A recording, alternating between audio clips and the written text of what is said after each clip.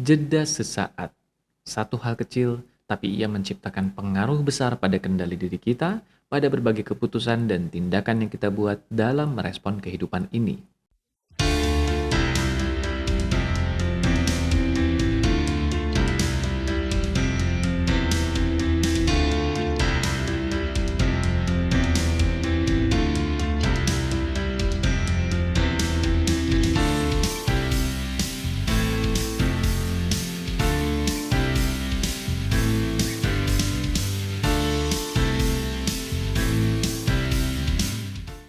Halo para sahabat sekalian, dimanapun Anda berada. Kembali berjumpa seperti biasa bersama saya Algus Kanalendra di akhir minggu kali ini di Live Restoration Serial Video. Seperti biasa juga, di Live Restoration Serial Video episode kali ini sudah ada sebuah tema bahasan yang akan kita kupas, yang semoga dengan isi dari tema bahasan ini lebih meningkatkan kendali diri kita dalam menjalani kehidupan ini. Yes, kendali diri. Itulah satu hal yang saya bantu fasilitasi peningkatannya di dalam berbagai sesi coaching, konseling, dan terapi yang saya fasilitasi pada para klien saya. Tapi sebelum kita masuk ke bahasan lebih lengkapnya, tidak lupa saya juga ingin mengajak Anda untuk subscribe dulu YouTube channel ini, Algus Kanalendra, kalau Anda belum subscribe. Sambil aktifkan juga lonceng notifikasinya. Seiring dengan berbagai pembenahan yang dilakukan pada YouTube channel ini, besar harapan saya Anda bisa menjadi salah satu dari mereka yang pertama kali mendapatkan notifikasinya setiap kali saya mengunggah berbagai konten terbaru atau membenahi sesuatu di YouTube channel ini. Kembali ke bahasan perihal kendali diri yang tadi sempat saya ulas. Kenapa saya mengatakan hal itu menjadi salah satu cara termudah untuk menjelaskan apa yang saya bantu fasilitasi pada para klien saya di sesi coaching, konseling, dan terapi yang mereka jalani? Alasannya sederhana. Ketika seorang klien datang dan meminta bantuan saya, maka yang terjadi adalah mereka sedang kehilangan kendali dirinya di satu situasi tertentu yang mereka harap bisa mereka dapatkan di sesi yang saya fasilitasi. Sebut saja mereka yang kesulitan untuk mengendalikan overthinking, atau kesulitan untuk mengendalikan dorongan untuk kemudian berpikir negatif begitu saja setiap kali ada peristiwa spesifik yang mereka hadapi. Logika mereka tahu bahwa tidak seharusnya mereka sedemikian reaktif merespon situasi itu, tapi yang terjadi adalah kendali diri mereka sedang hilang. Sehingga meskipun menurut logika mereka situasi itu seharusnya mereka hadapi dengan tenang, dengan biasa saja, kendali diri mereka sedang hilang dan mereka tidak bisa menyikapi situasi itu dengan tenang. Disinilah yang saya sebutkan sebagai jeda sesaat di awal video ini menjadi satu hal yang bisa menjadi solusi tersendiri. Bagaimana jeda sesaat ini bisa menjadi solusi? Hal ini mengajak kita untuk memahami terlebih dahulu betapa manusia seringkali menjadi makhluk yang merespon situasi secara otomatis berdasarkan gerak refleksnya atau berdasarkan database yang ada dalam dirinya atas situasi itu. Stimulus, respon. Kurang lebih seperti itu mekanismenya. Kurang lebih seperti itu juga yang terjadi yang dialami oleh para klien saya yang kesulitan mengendalikan pemikirannya ketika dihadapkan dengan situasi spesifik.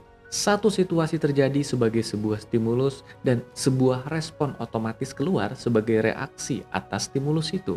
Setelah peristiwanya berlalu, barulah kemudian respon itu kita sesali. Kenapa tadi kok saya malah berpikir negatif? Kenapa tadi kok saya tidak bisa mengendalikan diri saya? Dan berbagai keluhan-keluhan lainnya. Itulah yang seringkali diutarakan oleh para klien saya. Jeda sesaat memberikan kita ruang di antara stimulus dan respon. Ruang inilah yang kemudian kita isi dengan berbagai pembuatan keputusan yang diharapkan menjadikan tindakan yang kemudian kita lakukan lebih penuh kendali. Mari menggunakan contoh kasus nyata. Salah satu klien saya adalah seorang pebisnis, di mana dalam keseharian bisnis yang ia jalani, tentunya ia dihadapkan dengan berbagai tuntutan situasi dan kompleksitas situasi yang harus ia respon dengan kepala dingin.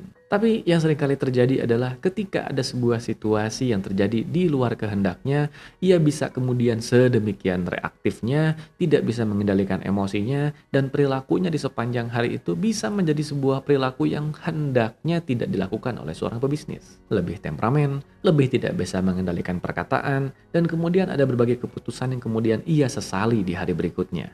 Dengan kata lain, yang terjadi adalah si pebisnis ini menghadapi sebuah situasi spesifik sebagai sebuah stimulus, dan situasi spesifik ini mengaktifkan respon reaktifnya yang tidak bisa dikendalikannya. Ia menjadi korban dari stimulus. Ia kehilangan kendali dirinya dalam respon stimulus itu. Yang saya lakukan di dalam proses coaching yang saya fasilitasi padanya adalah selain saya melakukan sedikit restrukturisasi pada cara pikiran bawah sadarnya bekerja, juga membangun kesadarannya akan keberadaan dari jeda sesaat di antara stimulus dan respon ini. Di jeda sesaat inilah saya membantunya untuk menciptakan sebuah proses perenungan atau berpikir aktif yang bisa melahirkan keputusan baru yang lebih penuh kendali. Sebelumnya, ketika ada situasi yang datang di mana situasi itu berada di luar kehendaknya, maka ia bisa langsung kesulitan mengendalikan emosinya. Karena demikianlah rumusnya. Jika situasi berada di luar harapan saya atau tidak sejalan dengan apa yang saya inginkan, maka saya marah-marah. Kurang lebih seperti itu algoritma dari mekanisme stimulus dan respon yang ia miliki. Melalui proses coaching yang saya fasilitasi, saya membantunya untuk menyadari bahwa ketika situasi berjalan di luar kehendak saya, di luar harapan saya, maka saya tidak harus merespon di luar kendali. Saya hendaknya lebih merenungkan apa yang bisa saya lakukan untuk lebih bisa menyikapi situasi ini dengan penuh kendali. Dengan kata lain, jeda sesaat adalah sebuah ruang di mana sebelum kita melakukan atau merespon sebuah situasi, kita merenungkan dampak dari tindakan yang akan kita ambil. Di dalam rumusan mekanisme yang dialami klien saya ini tadi, kurang lebih bunyinya adalah jika situasi berjalan di luar harapan saya, di luar kehendak saya, maka saya hendaknya merespon situasi itu dengan emosi begitu saja. Itu kurang lebih rumusan sederhananya. Melalui proses membangun jeda sesaat di antara stimulus dan respon ini, saya membantunya menyadari untuk kemudian bertanya pada dirinya sendiri. Ketika situasi berjalan di luar harapan saya, apakah saya harus menunjukkan reaksi yang sedemikian emosionalnya? Apakah saya harus berkata yang jelek-jelek tentang situasi ini? Apakah saya harus menunjukkan perilaku yang mengumbar kemarahan? Apakah semua itu satu-satunya pilihan yang tersedia? Hal ini mungkin terdengar sederhana, tapi jangan salah. Ketika proses perenungan di dalam jeda sesaat ini kita hayati sebaik mungkin, logika kita akan kembali bekerja. Kita lebih bisa menimbang dampak dari keputusan dan tindakan yang kita lakukan. Seperti yang dialami klien saya tadi ini. Ketika situasi berjalan di luar harapan saya, maka saya bisa saja marah-marah dan berkata hal yang buruk tentang situasi ini, tapi hal ini akan mempengaruhi orang di sekitar saya, akan mempengaruhi anggota tim saya. Apakah saya rela menanggung konsekuensinya ketika saya melakukan itu? Hal ini membangun logikanya dan menyadarkannya bahwa kalau ia sampai kelepasan melakukan itu, maka ada berbagai konsekuensi yang tidak sepadan kalau sampai-sampai ia melakukannya. Maka muncullah sebuah pertanyaan berikutnya. Jadi dengan cara apa saya bisa merespon situasi ini? Keluarlah jawaban berikutnya di dalam jeda sesaat ini. Saya perlu menenangkan diri sesaat, saya perlu mengamati situasi ini, mempelajari detailnya, dan kemudian mencari solusi untuk menyelesaikannya agar tidak mempengaruhi tim saya secara negatif. Itu kemudian hasil perenungannya di dalam jeda sesaatnya.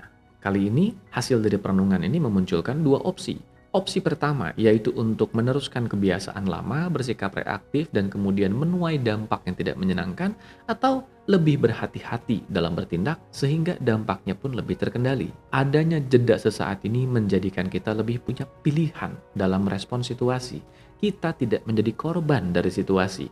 Kita menjadi seorang pemain yang bisa memilih bagaimana situasi ini akan kita respon. Ada yang kemudian bertanya, bukankah namanya jeda sesaat? Tapi kenapa dalam penjelasan tadi seperti ada sebuah proses perenungan atau berpikir yang cukup panjang sebelum kemudian kita mengambil keputusan atau tindakan? Jangan salah, yang terpenting sebetulnya adalah jedanya.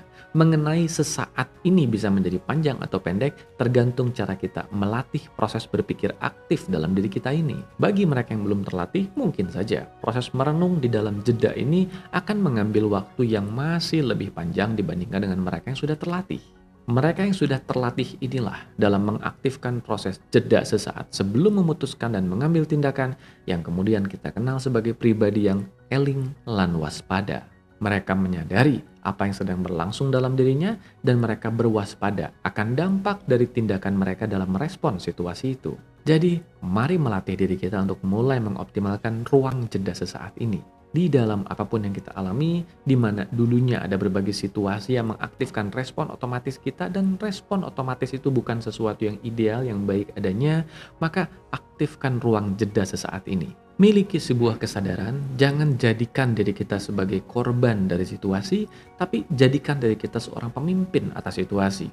Bahwa bukan situasi yang seharusnya mengendalikan atau menentukan respon kita, tapi keputusan kita sendiri.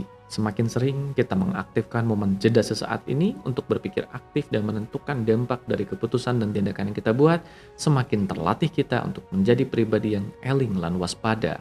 Sekian dulu perjumpaan kita di episode kali ini. Sampai jumpa lagi di Live Restoration Serial Video episode berikutnya. Ingat, subscribe YouTube channel ini Agus Kanalendra. Kalau Anda belum subscribe, aktifkan juga lonceng notifikasinya dan like video ini kalau Anda merasa Anda mendapatkan manfaat dari apa yang dibagikan di dalamnya. Selain membantu Anda untuk bisa menemukan video ini dengan lebih mudah nantinya di daftar video yang Anda sukai, hal ini juga akan membantu YouTube untuk menyebarkan video ini sehingga lebih banyak orang yang bisa mendapatkan manfaat dari apa yang kita bahas di dalamnya. Saya undur diri, salam sehat, berkah berlimpah, damai berbahagia selalu dimanapun Anda berada bersama mereka yang Anda kasihi.